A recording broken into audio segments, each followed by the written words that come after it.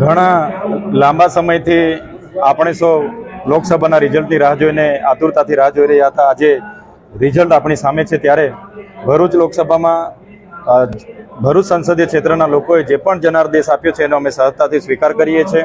અને આ ચૂંટણીમાં આ વિસ્તારના લોકો, અમારા પ્રદેશના નેતાઓ, ઇન્ડિયા ગઠબંધનના રાષ્ટ્રીય નેતાઓ, તમામ લોકોનો ખૂબ સારો સહકાર મળ્યો. અમે ખૂબ સારી રીતે ચૂંટણી લડ્યા છે.